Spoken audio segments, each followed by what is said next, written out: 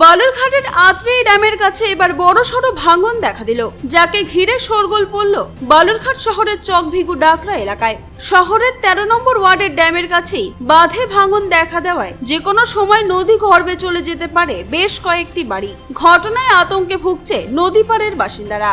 গতকাল রাতে আচমকা বাঁধের অনেকটা অংশ নদীতে ভেঙে নদী গর্ভে চলে গিয়েছে। এদিকে খবর পেয়ে বুধবার দুপুরে ঘটনাস্থলে যায় সেচ দপ্তরের আধিকারিকেরা।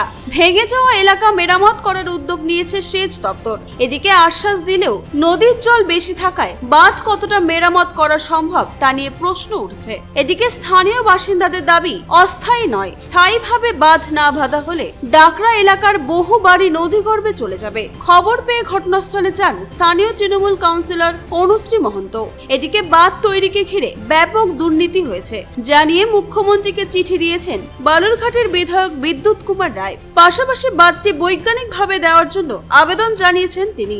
জানা গিয়েছে 2023 সালের শেষেই আত্রেই জল ধরে রাখতে নদী বরাবর স্বল্প উচ্চতায় ড্যাম তৈরির কাজ প্রায় শেষ হয়। 2024 সালে জানুয়ারি মাসে বাঁধের উদ্বোধন করেন তৎকালীন মুখ্যমন্ত্রী মমতা বন্দ্যোপাধ্যায়।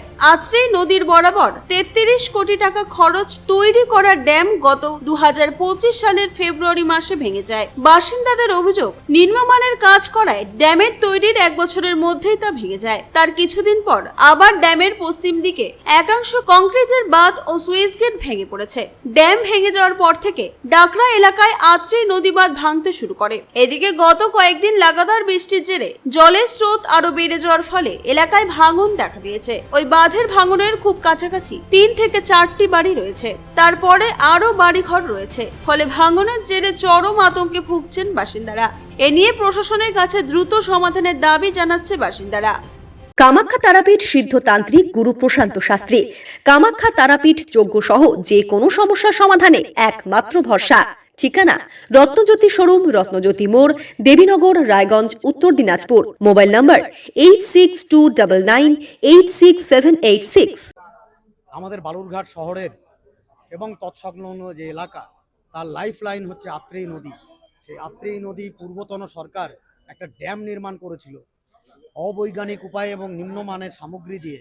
স্বাভাবিক কারণেই প্রকৃতির নিয়মে সেটা ভেঙে যায় এবং তখন তৃণমূল সরকার বলেছিল যে যারা দোষী বাস্তুকার বা আধিকারিক আছে তাদের বিরুদ্ধে তারা ব্যবস্থা নেবে, বিভাগীয় তদন্ত করে ব্যবস্থা নেবে। কিন্তু বাস্তবে তাদের বিরুদ্ধে কোনো ব্যবস্থা নেওয়া হয়নি এবং বাঁধটা ভেঙে যাওয়ার পরেও তার পুনর্নির্মাণ হয়নি।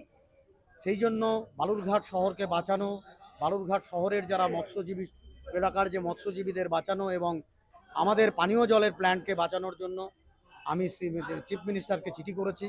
তার সঙ্গে আমি বলেছি যে যারা দুর্নীতি করেছিল সেই সময়ে পাবলিক ফান্ড, পাবলিক মানি যারা তছরূপ করেছিল তাদের বিরুদ্ধে উপযুক্ত ব্যবস্থা নেওয়া হয়। রাত্রিবেলার থেকে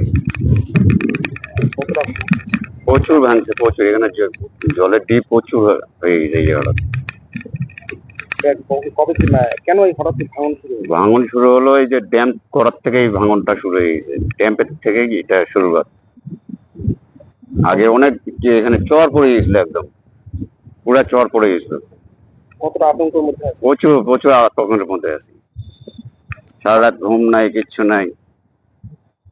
বাড়িঘর তো যদি নদী গর্ভে চলে যায়, হ্যাঁ, আপনার বাড়ি জায়গা কিনতে পারবে?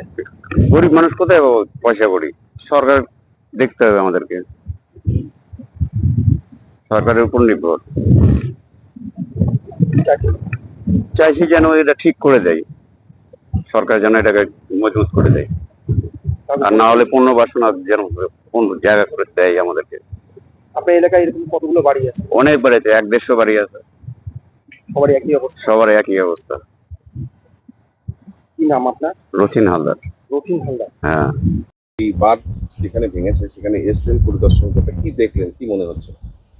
দেখুন, এটা তো আজকের নয়, এটা বেশ কিছুদিনেরই সমস্যা। এর আগে আমি আমার উদ্বোধন কর্তৃপক্ষ চেয়ারম্যানকে জানিয়েছিলাম, চেয়ারম্যান ইরিগেশনকে জানিয়েছেন এবং ইরিগেশনের ইঞ্জিনিয়ার চেয়ারম্যান সমেত আমিও ভিজিট করে যাই কিছুদিন আগে, 1.5 মাস আগে। এখান থেকে সামান্য দূরে আরেক জায়গায় ভেঙে গেছে।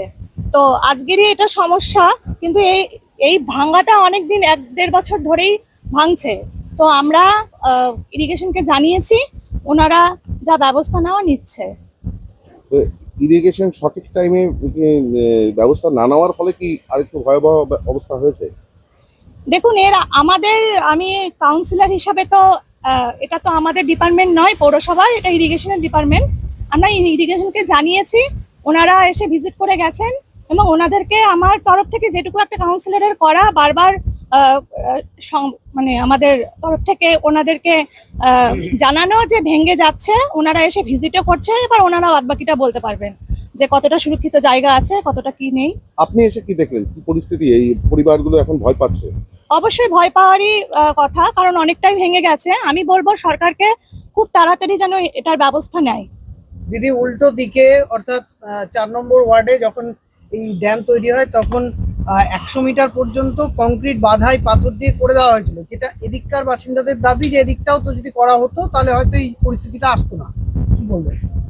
দেখুন, আমি এর আগেও বললাম, এটা ইরিগেশনের ব্যাপার, এটা ইঞ্জিনিয়ারের ব্যাপার। ওনারা কেন করেননি বা কি জন্য হয়নি, এটা আমাদের বলারটা আমি বলতে পারবো না।